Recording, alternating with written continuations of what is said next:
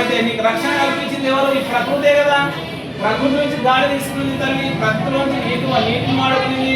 ప్రకృతిలో పంచభూతాలు తల్లికి సేవ చేస్తేనే 9 నెలలు తల్లి గర్భంలో పెరిగి మనం భూపైకి వచ్చినాం. ఈ భూపైకి వచ్చిన తర్వాత 18 ఏళ్ళు పెరిగిన తర్వాత 17 ఏళ్ళు పెరిగిన తర్వాత ఈ క్లాసులో కూర్చున్నాం.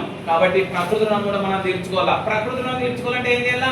ఎక్కడ పడితే అక్కడ చెట్లు నరకడం కాదు, ఎక్కడ పడితే అక్కడ రోడ్లని విస్తారం పేరుతో చెట్లు నరికేస్తా ఉన్నారు, బిల్డింగ్లు కట్టడం పేరుతో చెట్లు నరికేస్తా ఉన్నారు, వాగుళ్ళు వంకలు ఆక్రమిస్తా ఉన్నారు.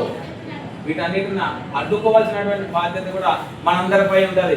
చెట్లను నాటాల, విరివిగా చెట్లను నాటే. వృక్షో రక్షిత.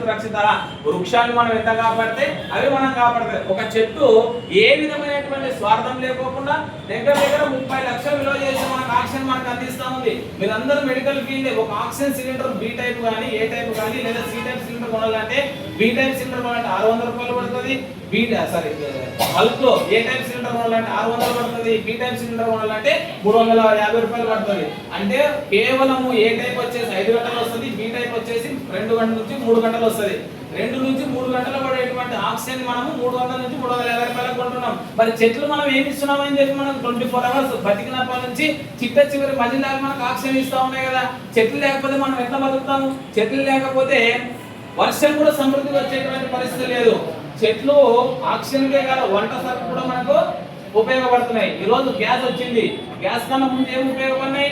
చెట్లే ఉపయోగపడినాయి. ఈ రోజు బల్లలు తయారు కావాలనుకుంటే చెట్లే కదా. కాబట్టి వృక్షో రక్షిత. వృక్షాన్ని మనం కాపాడుకోవాల్సిన బాధ్యత కూడా మనందరిపై ఉంటుంది. ప్రతి ఒక్కరు అందుకొరకే మనిషి పుట్టిన తర్వాత ఈ 3 నాలుగు మనం తీర్చుకోవాలని తెలియజేస్తూ నాకు అవకాశం ఇచ్చినటువంటి కాలేజ్ ప్రిన్సిపల్ సార్ గారికి, కరస్పాండెంట్ వేణుగోపాల్ సార్ గారికి ధన్యవాదాలు తెలియజేస్తూ ముగిస్తున్నాను. Thank you.